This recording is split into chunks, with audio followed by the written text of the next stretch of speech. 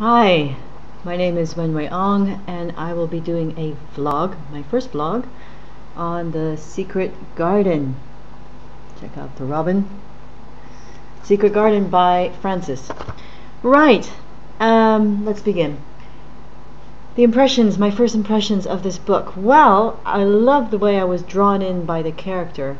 I mean, that she was described as the most disagreeable looking child ever, I thought was quite strong. And I like the mention of secrets throughout the book. So the fact that she was a secret, that nobody knew of her, and when the officer found her, he said, "I heard there was a child, though no one ever saw her." Sad. Colin too was somebody who you could hear wailing and crying through this old house, and yet, nobody knew who he was. He was kept a secret, actually. The garden is a secret, locked away. The mother, also the picture of the mother is also behind Colin's mum is also behind a curtain. And what struck me was the fact that this book, The Secret Garden, reminded me of, and it's a theme of New Thought, that things become things. Your thoughts become things, your dreams are thoughts, and thoughts become things. So think positively, because it begets positivity, and if you think negatively, it gives you illness and more negative thought, and negative things become attracted to you. This reminds me of the book called The Secret. It also reminds me of other books, let's say like The Celestine Prophecy, which talks about synchronicity, if I remember correctly. And the synchronicity in this book would be, for instance, that the moment that Colin says, "Yes, I'm alive and I'm going to live forever and ever," that his father actually, he has an awakening.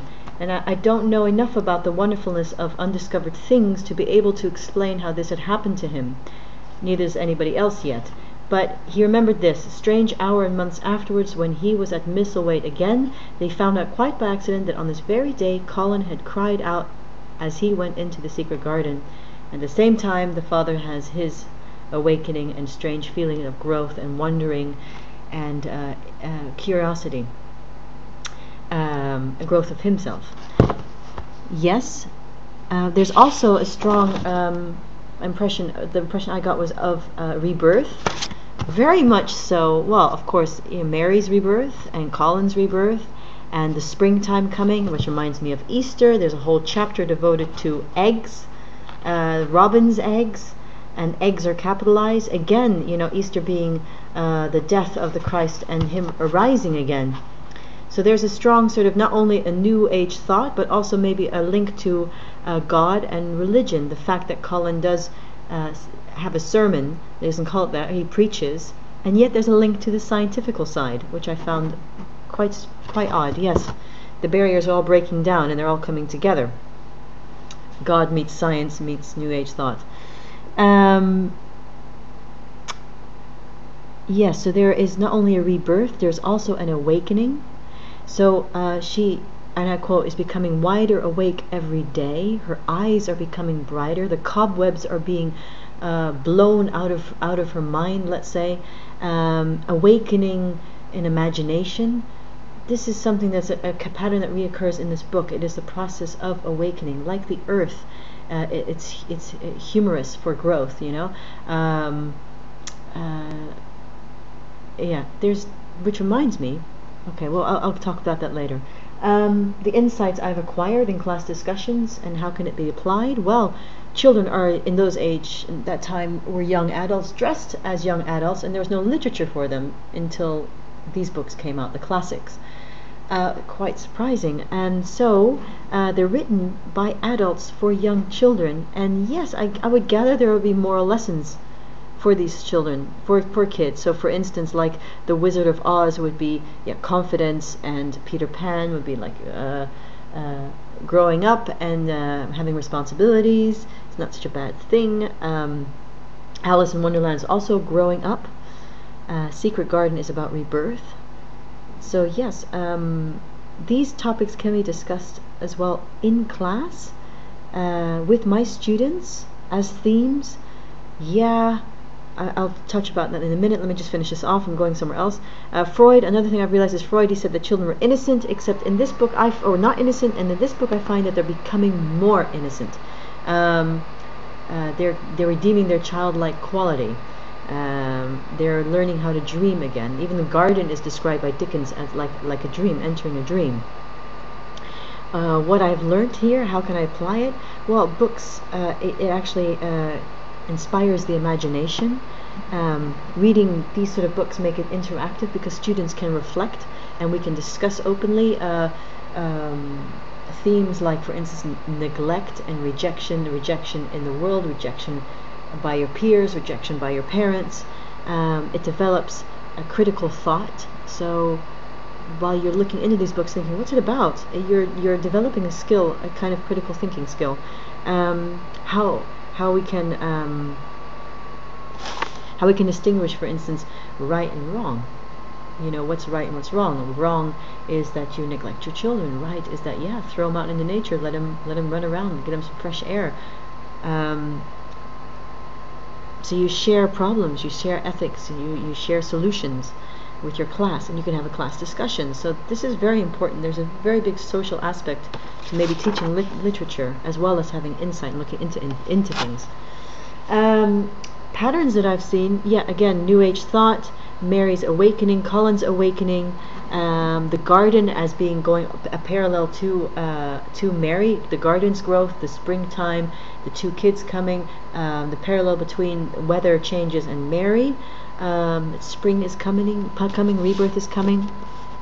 The world as we would like to see it, maybe yes, maybe the world as it is, I don't know. As we'd like to see it, there's full of magic and mystery. This garden is mysterious, and a robin leads us to the way. Robin leads the way, who is personified. The wind also blows the ivy away, and the wind is like a big giant. Again, fairy tale like. Fairies are mentioned in the book as the children, you know, gardening as if fairies had tended it themselves. You know, that was a very nice quote. Mary had planted, grew as if fairies had tended them. The growth of the garden, it came alive day by day, hour by hour, fair, fresh leaves and buds, tiny at first, but swelling and working magic until they burst, uncurled into cups of scent, delicately spilling themselves over the brims and filling the garden with air. There's an overflow and abundance. Magic is something that's gradually, it starts very small, and then in this book it grows to be the actual theme that it talks about as magic, as thoughts becoming things. Again, yeah, it's the word magic is used by the children to describe this, this natural process, as it's called in this book, because they discovered it. You know, let's see if I can find it. Okay, I don't know how to do it, but I think that if you keep thinking about it and calling it, perhaps it will come.